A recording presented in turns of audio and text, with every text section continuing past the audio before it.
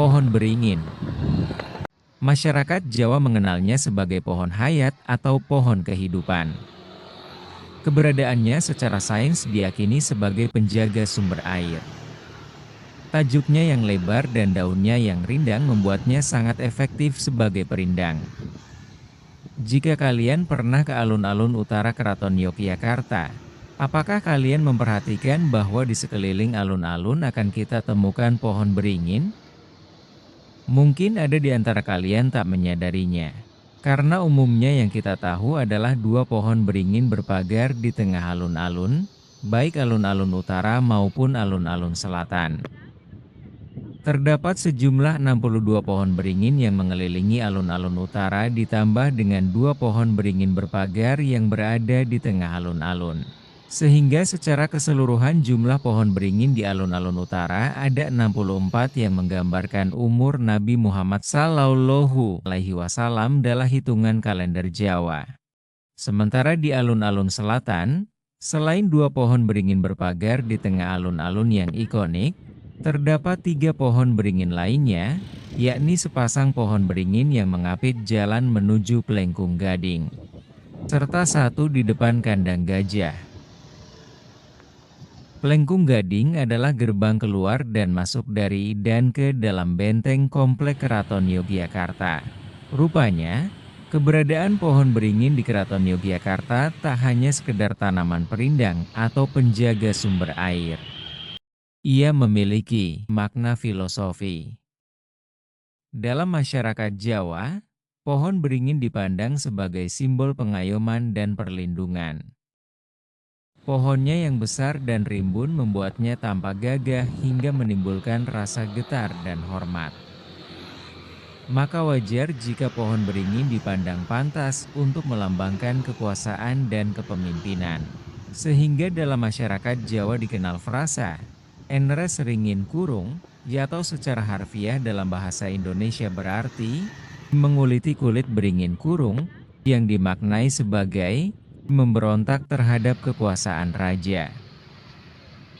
Pandangan tersebut tak lepas dari sifat pohon beringin yang dihubungkan dengan kebesaran Keraton Yogyakarta.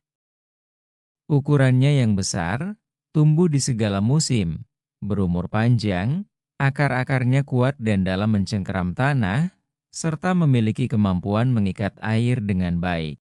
Daun-daunnya kecil tetapi rimbun memberi keteduhan dan pasokan oksigen dalam jumlah besar, memberi rasa aman bagi yang berteduh di bawahnya. Semua itu merupakan penggambaran manfaat keberadaan Kesultanan Yogyakarta.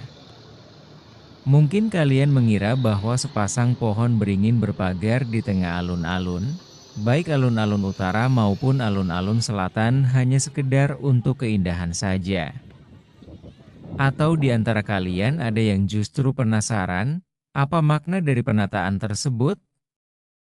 Pohon beringin di tengah alun-alun memiliki julukan ringin kurung yang dalam bahasa Indonesia berarti beringin yang dikurung. Pasangan pohon beringin di kedua alun-alun tersebut mengapit sumbu filosofi, yakni garis imajiner yang membujur antara utara dan selatan, menjadi poros bagi tata ruang Keraton Yogyakarta. Tak sekedar ditanam, pohon-pohon beringin tersebut memiliki nama. Sepasang pohon ringin kurung di alun-alun utara masing-masing bernama Kiai Dewandaru dan Kiai Wijayandaru. Kiai Dewandaru adalah nama ringin kurung di sisi barat. Kiai Wijayandaru adalah nama ringin kurung di sisi timur. Keduanya memiliki nama lain. Kiai Dewandaru dikenal pula dengan nama Kiai Dewatandaru, sementara Kiai Wijayandaru dikenal pula dengan nama Kiai Jayandaru atau Janandaru. Dalam bahasa Sanskerta, Dewandaru berarti cahaya ketuhanan dan Janandaru berarti cahaya kemanusiaan. Keberadaan Kiai Dewandaru di sisi barat sama dengan posisi Masjid Gede yang berfungsi sebagai pusat keagamaan. Keberadaan Kiai Janandaru di sisi timur sama dengan posisi Pasar Gede, yakni Pasar Beringharjo yang berfungsi sebagai pusat ekonomi. Agama dipandang sebagai hubungan dengan Tuhan, sementara ekonomi dipandang sebagai hubungan sifat-sifat kemanusiaan.